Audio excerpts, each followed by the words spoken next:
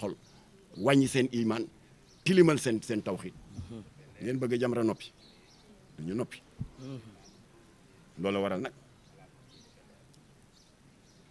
ñoom bañ ko recevoir ku wax feeñ dans ce temple du savoir di université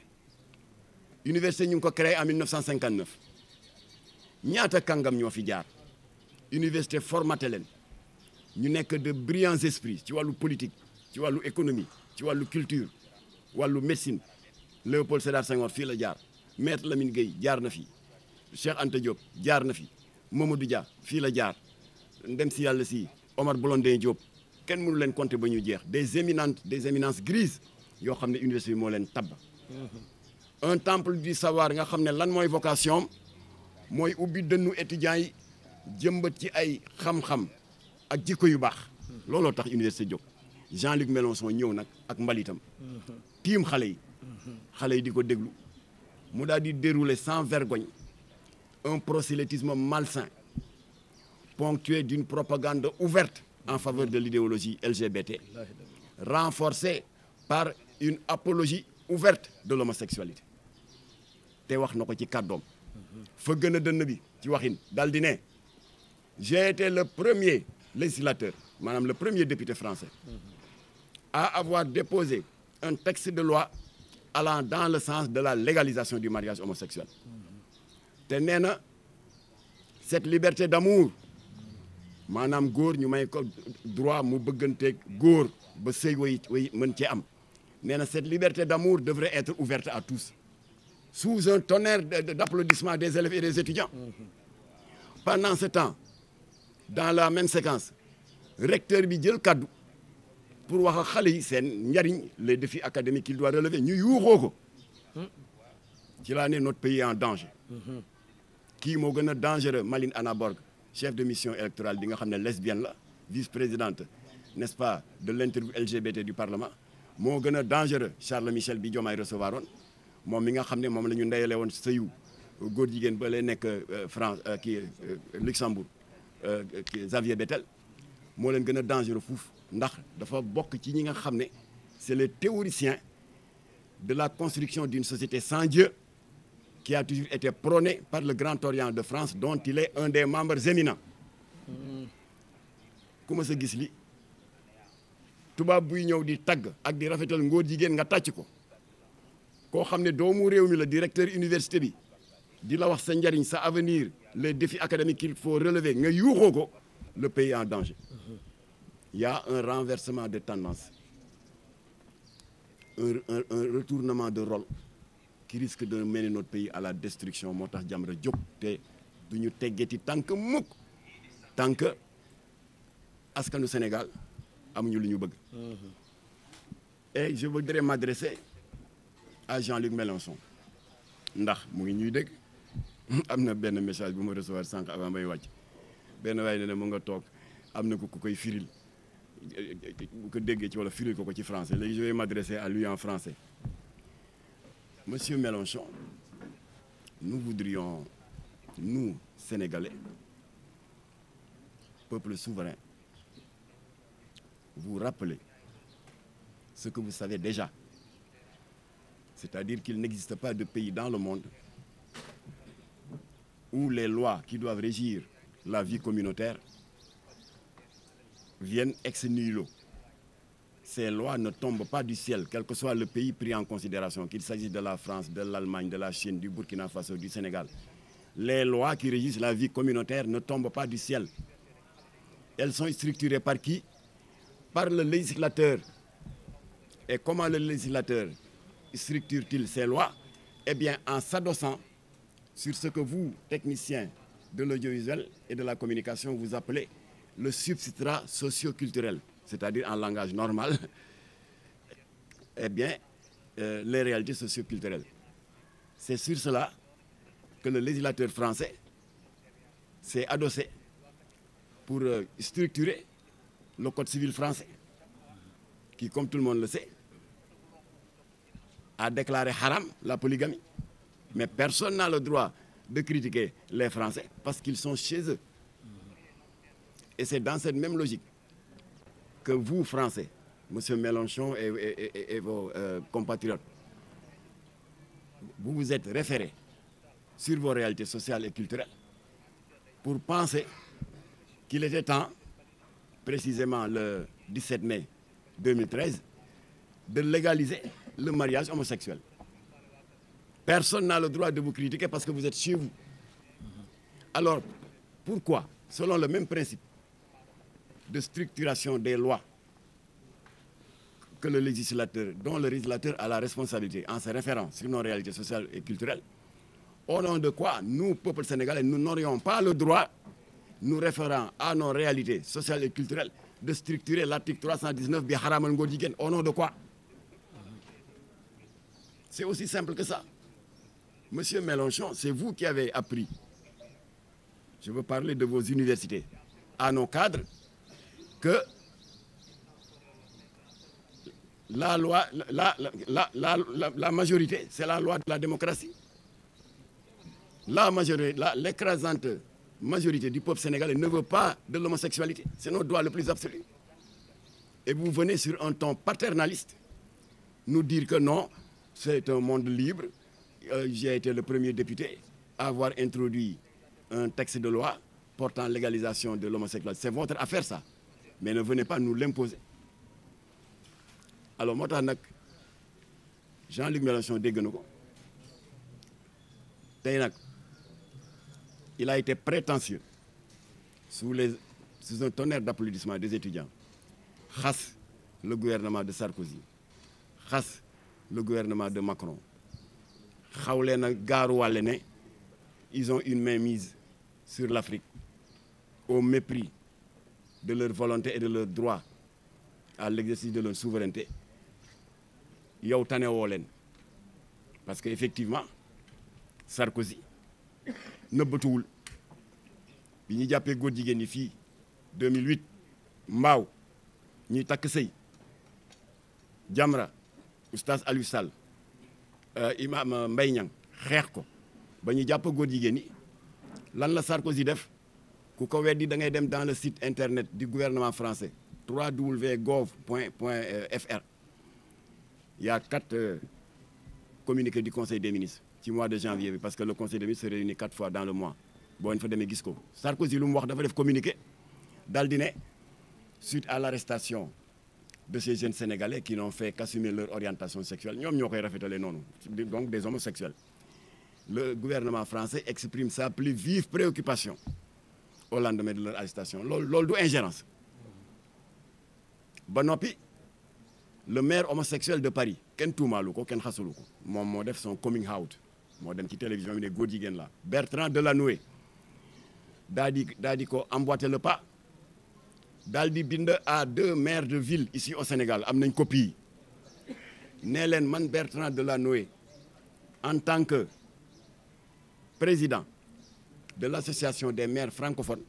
maa ngi leen di ñaan ngeen wax président Ablaye Wade nañu bàyyi góor jigéen yooyu loolu du ingérence. Ba noppi le ministre de la santé Roselyne Bachelot emboîté ko le pas dal di duut baaraam Bernard Kouchner qui était à l'époque ministre des Affaires étrangères ne ko yow bi nga xam ne yaa yore suñu kaddu au plan international waxal Sénégal nañu bàyyi góor jigéen yi ñu tëj kooku du ingérence. Kon monsieur Mélenchon vous n'êtes pas mieux loti que ñoom dañu affiché wu yow da ngay nëbbatu ñëw fii université pour intoxiquer les enfants pour dugal leen ci musiba. Et enfin je vais terminer par un appel, un constat et un appel en m'adressant à monsieur Ousmane Sonko. mënuma ne premier ministre Ousmane Sonko parce que moom moo ne bi muy invité Mélenchon invité wu ko en tant que premier ministre moo ko wax mais nag dama ko invité en tant que leader d'un parti qui s'appelle le PASTEF qui a invité un leader d'un autre parti français mu di la France insoumise et qui s'appelle Jean-Luc Mélenchon moo ko wax. Kon monsieur Ousmane Sonko fàtte xaju fi yow sa wàllu bopp te rappelé naa ko ci suñu conférence de presse bii passé fekke nga fii le 27 juin 2013 Obama ñëw fi moo ëpp teggin sax Mélenchon ndax moom dafa jël benn journal lesbienne moo posé woon question Macky Sall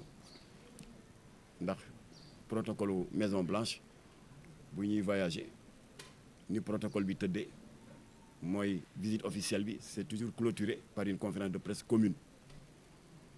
Le président du pays d'accueil day tànn 2 journalistes Macky Sall tànn Alassane Samba Diop bu RFM